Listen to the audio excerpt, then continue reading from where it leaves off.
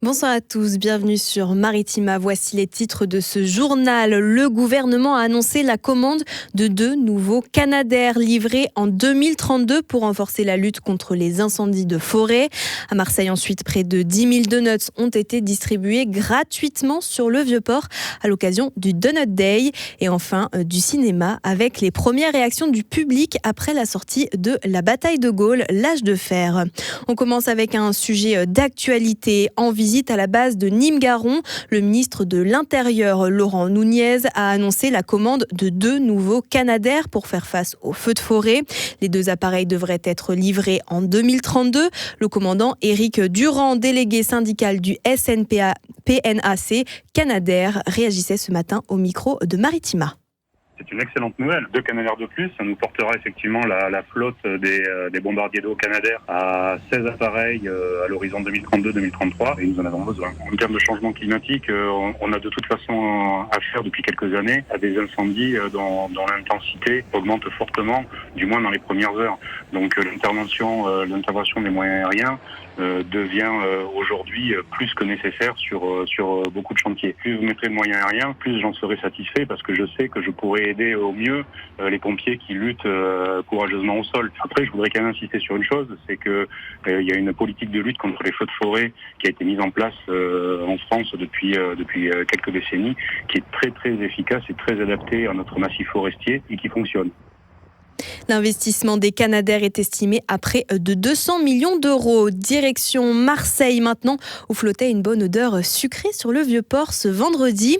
À l'occasion du Donut Day, la Fondation de l'Armée du Salut a distribué près de 10 000 donuts gratuits aux Marseillais et aux visiteurs. Une journée nationale placée sous le signe du partage et de la rencontre avec le public. Reportage signé Océane Portelli.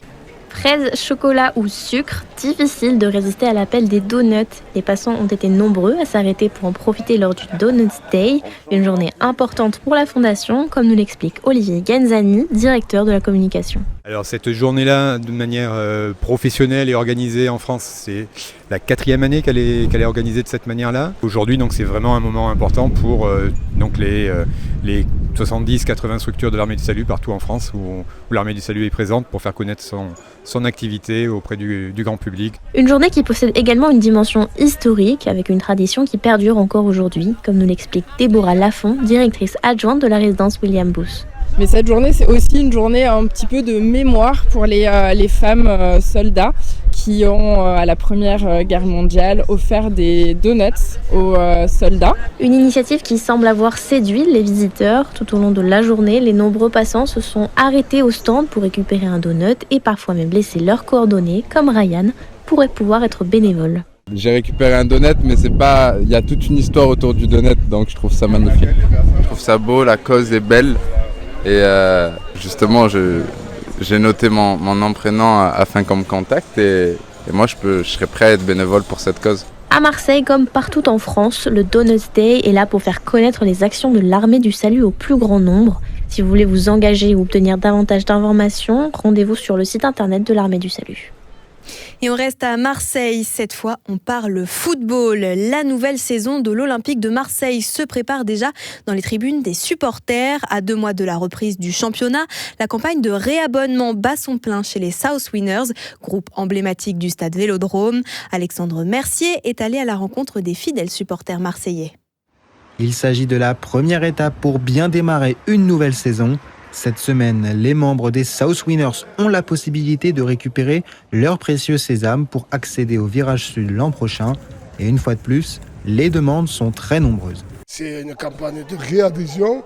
On est sollicité. Oui, il y a de la demande. Comme tout bon supporter de l'OM, qui habite à Marseille ou pas, on est tous piqués depuis qu'on est petit. Il y a autant de monde que la saison dernière. Malgré une année très compliquée pour l'OM, les membres continuent de rester fidèles à leur club, mais aussi à leur groupe. Ça fait plus de 30 ans que je suis abonné, que je suis aux Winners.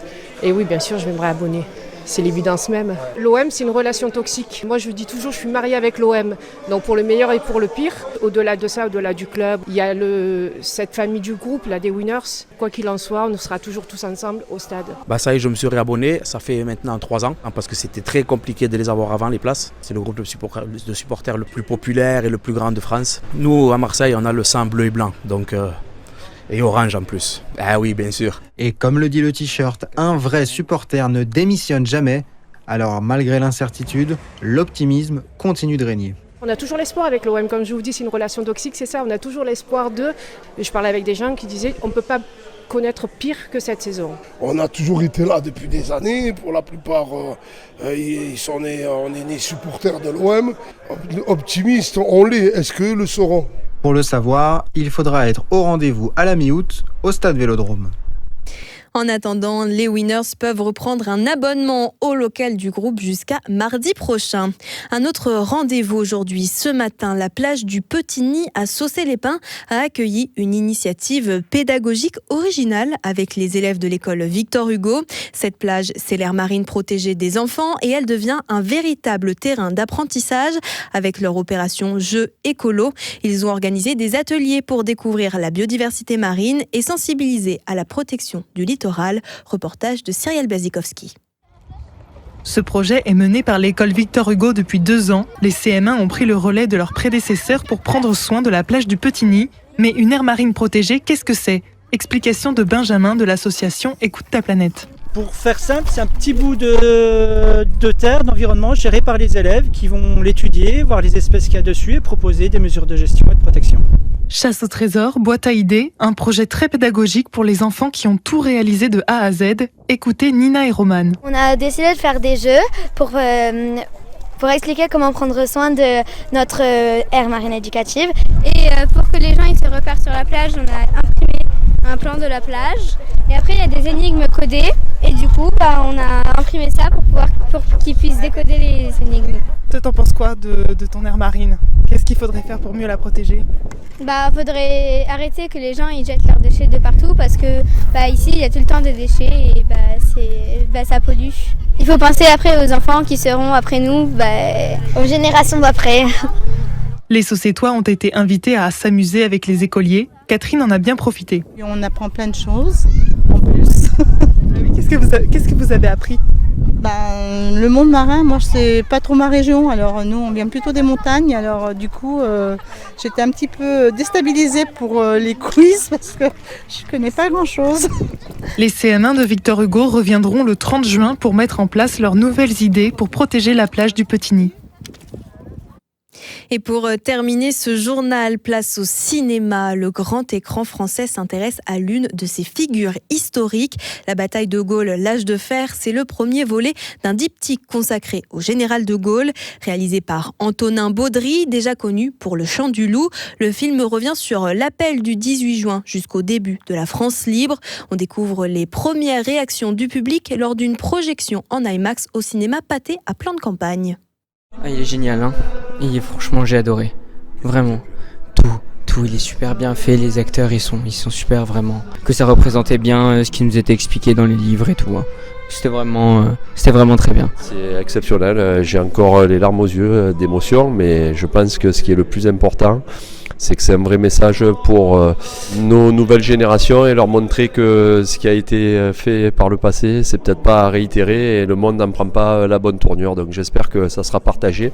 Très très puissant et même si le film était long, ça en valait la peine. Émouvant et très bonne prestation. C'était bluffant, franchement, rien que pour la réalité historique, ça vaut le coup. Moi, je me suis régalé, je ne m'attendais pas trop à ça. J'attendais d'en apprendre un peu plus sur l'histoire et je n'ai pas été déçu. On voit bien la réalité de la guerre, la cruauté, le sang, tout ça. Je pense que c'était important de le montrer parce qu'on n'en parle pas assez. Très bien, très bon film, très bons acteurs. Et vraiment, on attend avec impatience le second. J'ai pas vu passer le temps, je trouve ça formidable, très bien. Il se peut que je sois un obstacle à l'avenir de la France. La bataille de Gaulle, l'âge de fer, c'est actuellement à l'affiche dans toutes vos salles de cinéma. Et le second volet est attendu dès le 3 juillet prochain. C'est la fin de ce journal. Merci à tous d'avoir été avec nous ce soir sur Maritima. Je vous souhaite une très bonne soirée.